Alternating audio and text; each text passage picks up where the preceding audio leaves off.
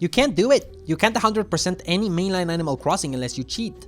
Naturally, the first question you ask is, why would you even attempt to 100% Animal Crossing in the first place, bozo? The answer is you don't, but by the time you ask yourself this question, it's already too late to stop, and now you're just down to figure out how far you can take it. It becomes a matter of pride, now that's why you're bickering. 100% means everything in the game. Any item you can obtain with their variations, any piece of furniture, any tool, resource, etc. More so if it appears in your in-game catalog. Also, a full museum and any additional objectives a few of the later games have. And the sad part is that this title applies to every mainline game, from the original to New Horizons. Now, with cheating, it's certainly a lot more doable. One of the biggest roadblocks to 100%ing one of the games is due to seasonal items that can only be obtained in the past, so to speak.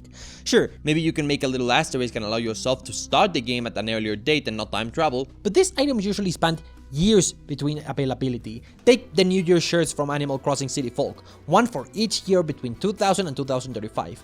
It's currently 2025, which means anyone trying this would be only halfway to obtaining the full set at the most optimal scenario, having obtained 17 of the 35 shirts since the game was released in 2008, so I don't know why there's another 8 shirt, but whatever.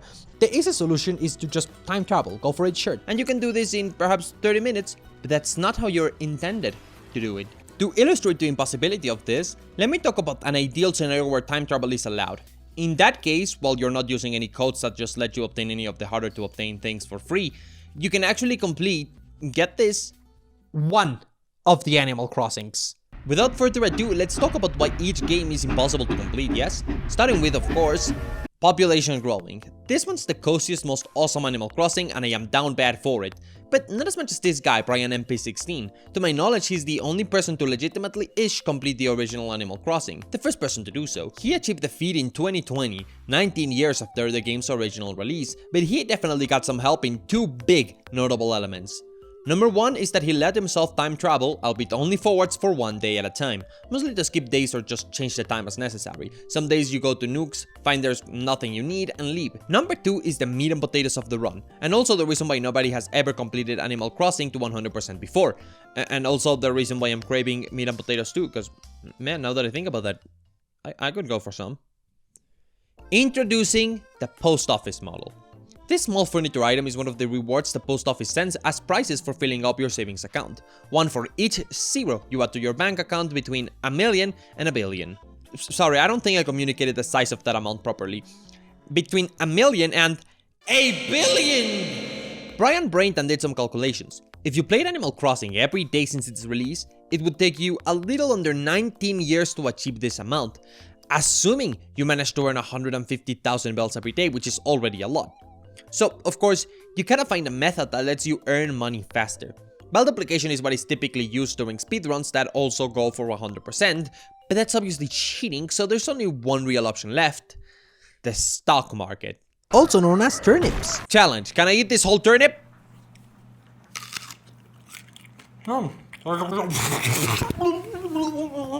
It has come to my attention that this is actually a radish and not a turnip, and I am disappointed in myself for not knowing that. Here's a quick rundown on how the stock market in Animal Crossing works.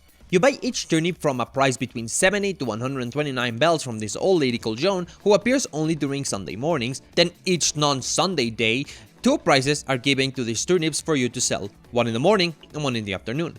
After a while, the turnips go bad and become about as useful as a Twitter debate, that is to say completely useless. You can play the market normally, and Brian tried for a bit.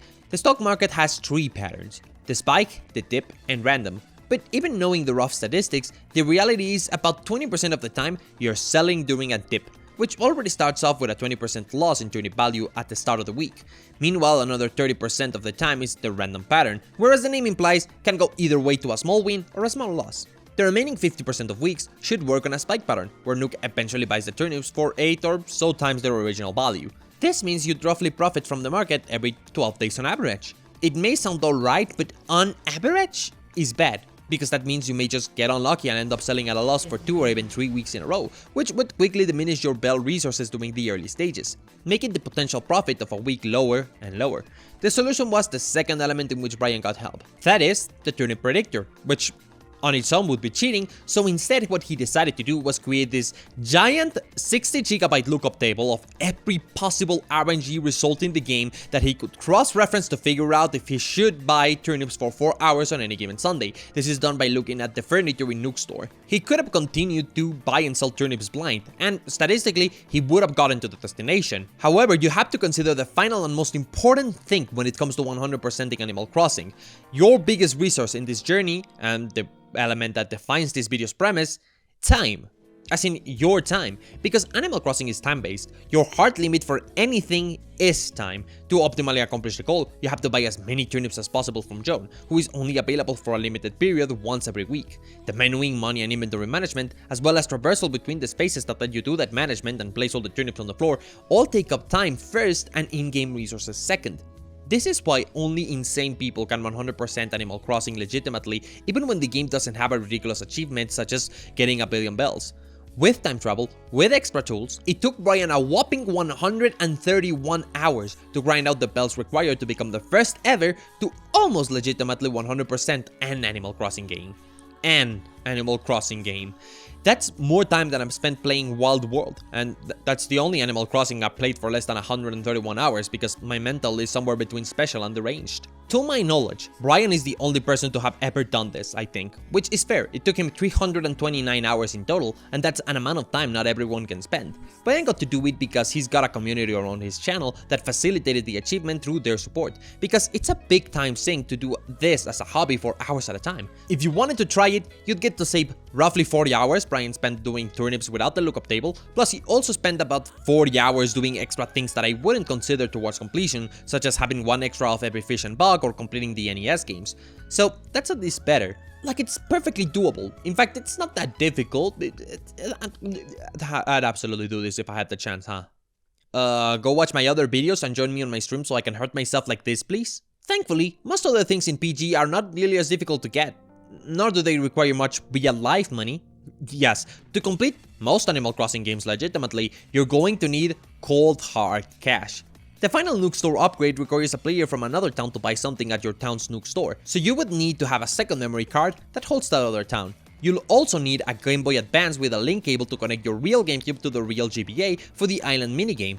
This is like a minigame where you get this villager in an island, henceforth the Islander, and he just hangs around and you look at them do stuff. This Islander can dig up any furniture you leave for them and replace it with special island exclusive furniture. The island can also help you get 2 fruits, coconuts and, due to a bug in the game, also oranges if your native fruit is in peaches. Like, you actually cannot get oranges unless your native fruit is peaches in the original game because of some coding stuff, and I mean, that's just funny. I fucking love this game. Besides the post office model, the second hardest thing to get would probably be the museum model, awarded for completing the museum, which is like a lot easier of a task than the other thing. There's also the paper airplane, which is obtained through the save file farting and flipping a pit that turns empty tiles in your town to it. But not only is the item unintended by the developers, it also duplicates every time you come into the acre, making it rather dangerous as it can start lagging your game and making save files unplayable.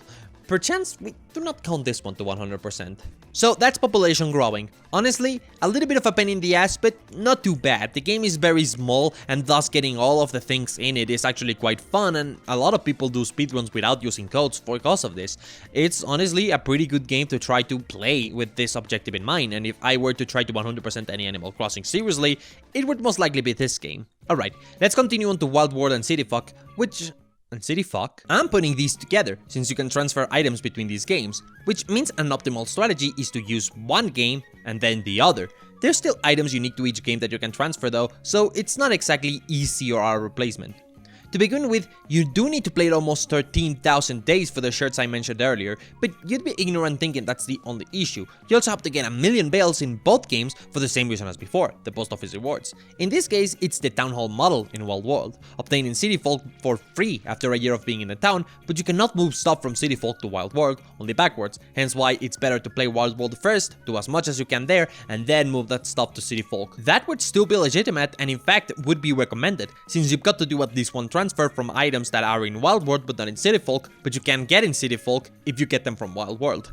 These are the miniature car, the 4-leaf stationery, and another item that I forgot. In short, if you want a 100% City Folk, you gotta play Wild World at the same time, at least until you get those exclusive items. Fortunately, Wild World keeps its difficulty to that. But let me reiterate, it still takes plenty of time and luck to play the stock market, and in this case, there is no massive document that can help you.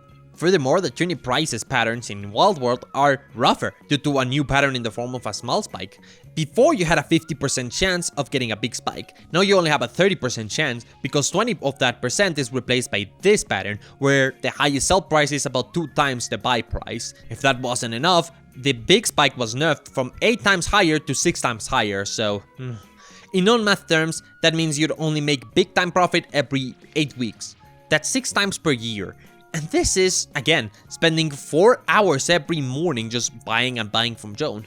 The best way to achieve this that I can think of right now is via a bug that makes turnips unable to rot if they are set on top of a table, which means you could theoretically fit all 206 spaces in the player's house with turnips and simply check every Wednesday, Thursday, and Friday for years only selling doing spikes. And it would only take about 13 years. That would be only slightly easier and faster than min-maxing fruit, money rocks, and red turnips, which are basically a glorified chia pet in this game.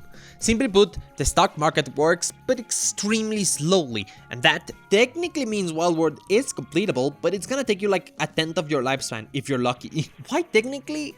Well, for the same reason you straight up cannot complete City Folk. So let's put a hold on this and talk a little bit about living in the city. You know you gotta survive. Sure, you may call me hyperbolic when I say the first game is impossible, since it's possible, but it's just gonna take a tremendous amount of time. The good news is that no matter how much patience you have, few other games have downright impossible elements to obtain. City Folk's completion has a few RNG elements that are annoying. Notably, Red's items and paintings, which probabilistically take quite a while and cannot be obtained through Wisp. Hope primarily gives you items that are not in your catalog and can be bought from it, meaning, you know, he's kind of useless here. Gulliver is probably the other annoying element. In this game, Gulliver flies over top your town in his spaceship, and you gotta shoot him down so he crash lands on your beach early the following day. Honestly, a banger concept that has infinite charm and the reason why I love this franchise. Seriously, how fucking awesome is this? You can somewhat predict when Gulliver is going to fly by, and even the path he will take. He tends to appear Mondays to Thursdays during minute 2 or 7 of any hour. He also always appears at the same spots in the boundaries of acres, so it's kind of easy to predict where he's going to show up. The problem is how he can show up at any hour from the moment you start playing if he's the day's designated visitor, in addition to other visitors being able to occupy his spot for the entire day. You basically have to check for 10 minutes every hour unless you can confirm he is not the day's visitor. This is why it's recommended you use 5 PM onwards, since he's very likely to appear if he is the visitor. If he isn't, it's relatively easy to confirm for most visitors except for Pete. The good news is that Pete starts doing his rounds at 5 PM and can only be checked for manually, so this is why you start checking from 5 PM onwards. And even after all that, he only appears 1 time per week at most and doesn't tend to visit 2 weeks in a row. He can also give you repeated items, meaning that after checking consistently for about 2 weeks, you're just gonna have to roll a die to see if you get a new item. I'm actually unsure on how RNG in City Folk works, so I can't tell you if it's always for sure a 1 in 14 chance as in 7%, or if there's some sort of RNG shenanigans happening that make items more or less likely. Okay, so you may be thinking that it's just time consuming again, but I do not concur, for I know the true darkness of the world. A darkness unleashed June 27, 2013. We Connect 24 fucking exploded!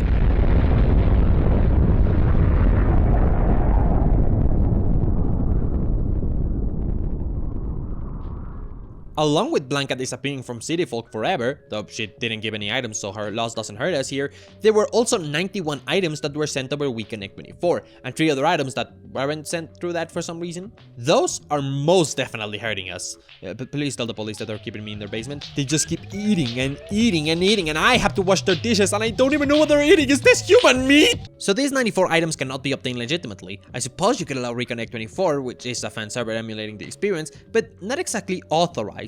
You know what I'm gonna say next, right? Yep, indeed, once again, it gets worse. Because, I'm telling you this makes me a cheery old fella, some of these items were region exclusive, which means that even if they were available now, you'd still need 4 Wiis, a DS device, a copy of Wild World, a copy of City Folk in each region, totaling 4, and probably also residents in those regions to connect to their respective WeConnect networks, unless it worked differently than I imagine. Why 4 weeks? Because you need to get certain items in the Japanese, Korean and European versions of the game, which you could only run on consoles that are also from those regions. I have to admit, I would not consider it cheating if you just simply use homebrew on your second week to bypass region locking and getting the 3 regional copies. The problem is, look at the prices of the Korean copies. This is ridiculous. Whatever, since Nintendo's WFC servers also shut down, the best way to connect to someone else's town is through the DS Suitcase, which basically uses a Nintendo DS device to hold the information from one player's town and load it in someone else's game.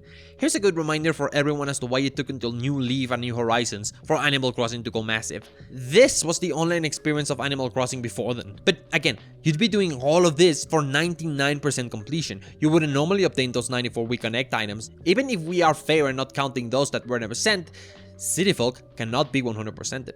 Also, you would still need the billion bells for the post office reward, which is just insane. I mentioned earlier that Wild World has a similar problem. There used to be this feature on DS, where certain stores would have display consoles with relay cards. Players could connect their own devices to the relay console, and it would send data for use in real copies of the game. Wild World relay cards distributed 2 things. First were 7 furniture items, which were different between the NSTC and PAL regions to total 11, meaning in its heyday, you would have had to travel the world and the 7 seas in order to complete that collection. Second was monkey villages. Wild World had 6 monkey villages who were only distributed through this method. This included Champ, who is not even in New Horizons despite being in the movie. The big one here is Simon, a lazy villager. This guy has what I think is the second hardest item to get in Wild World, and that is his picture. The other 5 monkey villagers do have pictures, but lazy villagers have a bug in some early copies of Wild World. The bug would have the villager give out the dialogue as if they were about to give the picture, but they wouldn't actually give the picture out, locking the player from getting it permanently and making the game impossible to 100% if they encounter this bug with 4 playable characters on any lazy villager. It's just that this case harder to get.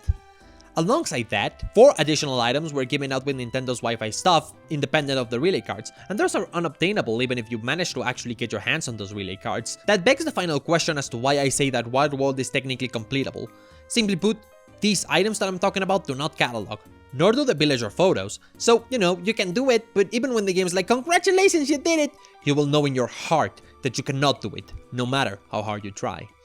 This is the first step for anyone who likes playing completionist with Animal Crossing, so don't sweat it. So, New Leaf is the first Animal Crossing I started playing with the intention to 100% it, knowing full well that I wouldn't. There's numerous obstructions that stop you from doing this without cheating, many of which we've already discussed in prior games. But not the billion bells grind, baby! The final post office savings reward is now at 100 million. That's only about 2 years of daily grinding and selling 70 trees worth of perfect fruit every day with the Bell Boom Ordinance, as well as multiple rows of trees to sell in a cycle, but honestly, that'd be kinda useless. New Leaf is by far the easiest game to naturally grind bells in, thanks to Tortimer's Island, where you can empty the center of the island and leave only the palm trees, which limits box bounds to mostly beetles that can be sold for 6,000 bells or higher. That makes it rather easy to spend 2 hours every day earning 4,000 to 6,000 bells. Even the billion bell goal could be attained a lot easier in 4 to 6 years, which is still absurd, but thankfully you're looking at maybe 9 months of grinding with a new task and goal. It's much nicer. Finally, the developers figured out how to make Animal Crossing satisfying for completion. Fuck you, no they didn't. Badges. Badges are one of the most deliberately designed elements in AC, meant to work as some sort of achievement system, which is mostly here to kick you in the ass. Yes, there's a badge for 100 million bells being saved up. There's also one for pulling 5,000 weeds, although only like 7 appear every day and you gotta find ways around that limit, as happens with many of the badges. Those objectives do not compare to earning 5,000 island medals by doing Tortimer minigames, where in the best case scenario where you only play the most profitable game, that being the Elite Hammer Tour, you'd spend like 21 hours just whacking this Acorn Rossetti fellow as revenge for when he did that fake game restart on GameCube, but you didn't know English, so you didn't understand he can't actually just do that. It gets boring after about 50 minutes, revenge isn't that good. Maybe the Elite Scavenger Hunt is better. You should be able to complete it in about 2 minutes and a half, so you'd only spend about 13 hours plus loading screens, but I'm not sure about this. Oh, but there's more. The Villager of Honor badge requires you to play for 500 hours. Sure, you could just leave your game idle on a text box and it still counts, but still, a long time. It doesn't really matter since you still need to play for about 300 hours just to get the catalog, which comes along with a badge that requires 80% of it to be filled.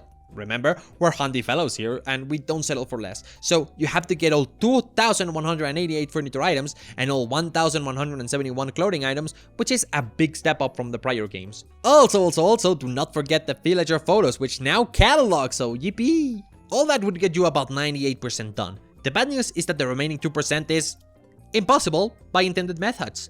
The good news is that those intended methods required friends in their day, and since most people trying to 100% Animal Crossing typically don't have many friends in the cards, you at least no longer have to think about the crushing reality of that. Either way, yeah, this game has 2 badges that have become impossible. While the badges for visiting other towns and having visitors over can absolutely be done without the internet, you can just use local multiplayer and 2 3DSs, you're gonna run into some kind of psychic wall when trying to visit 500 dream towns or street past 1,000 people. Netpass can definitely help with the latter, but for the first, you're kind of out of luck. Those servers are still being set up, making at least the Dream Town badge unattainable at the moment, and when it becomes available again, it's gonna be legitimate. But can we just talk about the absolute time commitment it would take to 100% New Leaf?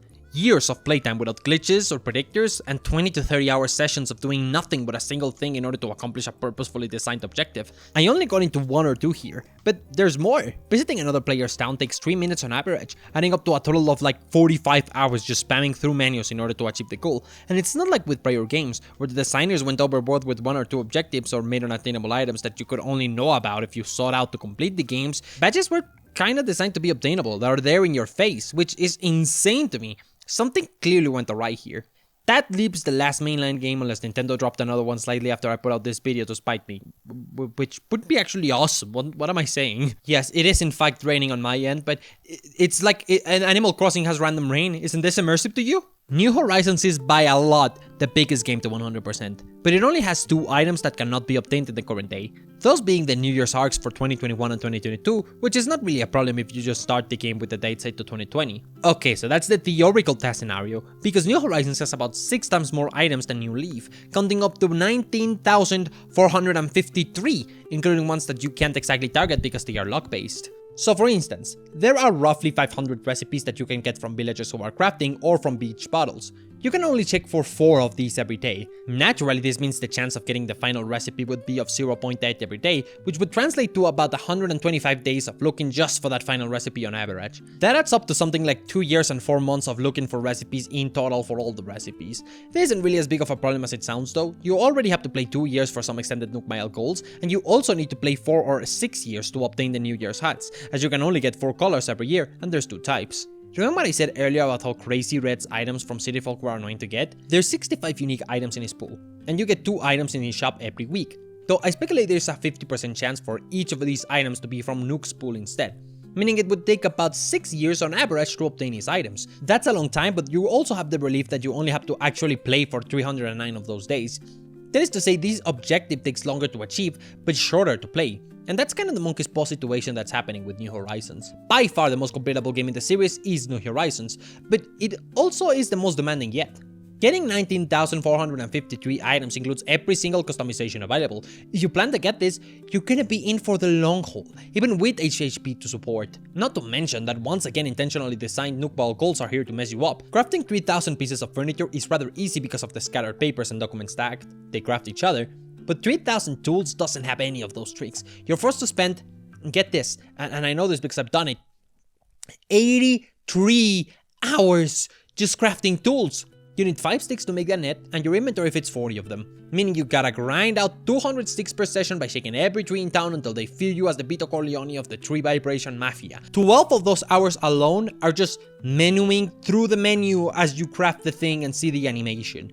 You can't do anything to speed that up. On a related note, you gotta do Nook Miles Plus, but I'm not even getting into the math around that scenario because it's too varied. Just trust me, it takes for fucking ever.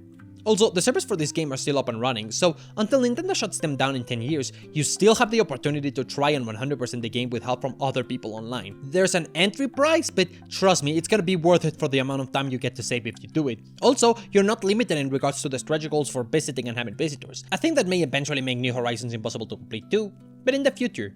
Honestly, 100%ing this could be a banger co-op speedrun for like 3 or 4 people, with time travel, of course. So to summarize, the games in order from completionability difficulty would be population growing as the easiest. It can be handled without cheating, but it will take forever unless you have this funny 1.6 terabyte document. New Horizons would be second place. It can be handled unless you don't count items, in which case it's doable, but it will take at least 4 years. I believe it will also stop being completable in the future, but I'm not sure. Wild World cannot be handled unless you don't count a bunch of items, in which case it is still going to take you more than 1/10 of your entire lifespan. Finally, the ones you definitely cannot 100%, City Folk, where you can get 99% and you're gonna be missing a bunch of items that you cannot obtain anymore. or a New Leaf, where you can get 99% but you're gonna be missing one or two major achievements. And that's probably why you shouldn't try to 100% any Animal Crossing. Not only does it take exceedingly long where the only challenge is putting up with the marathon, but also, the games weren't really designed for that, in a case that I find incredibly interesting and hence why I'm making this video. Animal Crossing is a really weird game conceptually and goes against many game design staples because of its unique game style. Most games are made with the idea of the player being able to do the objectives in it, and regularly, when that doesn't happen, the result is a game having notable game design issues.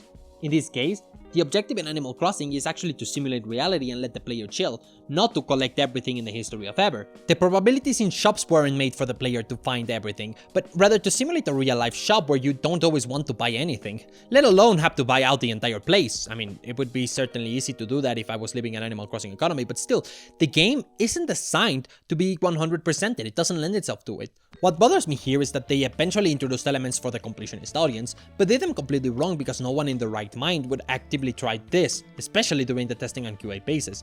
You'd only get the idea after a while or as a big fan, which means the design of these objectives is kind of incorrectly done. Perhaps not on purpose, but also surprisingly, also not to its detriment, it ended up giving Animal Crossing a personality and style even around this very specific niche regard. A personality that I believe it will start to lose in the future as the designers have been catching up to this particular group of players. I say this because, for the record, they realized the Nook Mile goal for crafting would take 12 hours of menuing alone and reduced it to like 2 hours for the cooking goals at 500 instead of 3000, which is a lot more manageable. And that kinda makes me excited to see if they'll figure out ways to make future installments more naturally completable, a scenario that I've been asking for way too long because my playstyle and my objective with the games is clearly mismatched according to the designers. I hate time traveling and I love taking it slow, but I also absolutely adore being productive within the game. Be serious, if you plan to 100% any Animal Crossing, you have to time travel. Most people who did a mega project in New Horizons just time traveled, because Animal Crossing is not designed to make you feel productive. It's meant to be a respite from all the productiveness you do in your daily life, hence why it's so simplified, casual and easy. It's just that being productive at menial or creative tasks is the way a lot of people found to relax, and thus what the design considers the wrong way became the way a lot of people decided to play. A matter I'm not sure was completely unintentional when the disappearance of Mr. Rossetti hovers over our heads. You have to admit that would be a banger title for a book. I hope they solve this by letting productiveness happen in the next game without the need to time travel, as I am confident would be good game design for the franchise, along with grapes as native fruits, but that's just cause I like grapes. Animal Crossing shouldn't limit the player to encourage daily play. It should instead give them reasons to look forward to the next day. Tell them which visitor comes tomorrow, remove ordering restrictions so players can get to work the next day, have villagers request things for the player to do the next day, that kind of stuff. Stuff that makes patience rewarding. This would obviously not make the time travel playstyle disappear. It would still be there for people who don't jive with the game's intended pace, but it certainly would encourage people to experience it as intended. I love playing Animal Crossing daily, and that is my playstyle, but that doesn't mean it's not kinda mean to frame other people's playstyles as cheating, because cheating in a single player game is kind of a conceptually flawed idea. People who cheat in single-player games tend to lose interest really fast because they are not invested in the game or their achievements in them. Yet in this case, cheating is a perfectly valid playstyle for many, and if trying to 100% Animal Crossing has taught me anything, it's patience, and that sometimes you gotta break the rules a little to accomplish your ridiculous aspirations. And hey, if you're a developer and catch your players cheating, perhaps try to find why they are cheating and give them a reason not to do that, yes? As for me, I've learned tons about cheating, and that's why I'm buying butts, baby! That's a lie, I want real people to watch my stuff, and you do well to check out my other videos, they're really good. Alright, I'm out, thanks for watching!